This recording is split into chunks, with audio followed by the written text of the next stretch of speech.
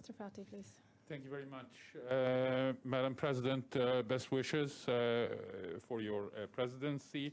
I would like to just come to the issue of the prevalent trend now of coups around Africa. We have seen it in 2020, 2021, and entering 2022 with the resignation of the Sudanese interim prime minister. How do you see, from your seat as a president of the council, that this topic doesn't need to be expanded upon? Because we comes to September, we see the same leaders of the coups, they get off their military fatigue and they wear civilian suits and they come and they are recognized as a head of state. What does the Security Council, or the Security Council, does it have a role in the credentialing of these presidents that came through military actions? And if not, what is the end of this route that have been dismantling the African continent and wiping any accomplishments have done on the path into democratic transition? I think your description is very correct, and it is a very sad development what we have seen also over the last year with more coups taking place. But again, I think it is extremely important that we as a council then, and where we can have unity, sort of express our views that we don't accept, the military takeover, and that we encourage democratic processes and transition into a democratic way of conducting a government.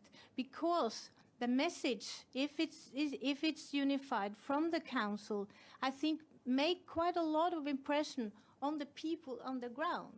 People going out in the street, demonstrating against military leaders and military coup makers, the fact when they know that the Security Council has expressed themselves on the need for a democratic process, I think that makes a difference for people on the ground. So we will continue to push for, in any situation, and also involve ourselves and make sure also that the UN speak to both parties or both the coup makers and the civilians. For instance, in Sudan, I think it's extremely important to maintain dialogue with both of them and encourage a democratic transition. But the Security Council doesn't have any appetite or any interest into setting rules to recognize these leaders of the coups, whether it's military or otherwise, and to welcome them again into the UN and coming the Anga week.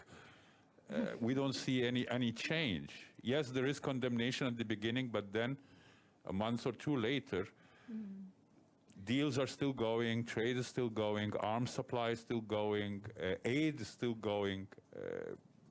How can the people of the world take the promulgation of democracy and rule of law in a serious tone when the Security Council, as one of the international bodies, just after the first couple of statements, just becomes neutral in a way? No, I don't think it's only about making statements. You know, the Security Council has at its hands both political missions and peacekeeping operations. The UN has SRGs, people on the ground, that has a mandate from the Council, engaging with the parties on the ground, encouraging them on the path towards a peaceful resolution of conflicts. I think that is a tool that we are using, and we will continue to pressure for more use of that.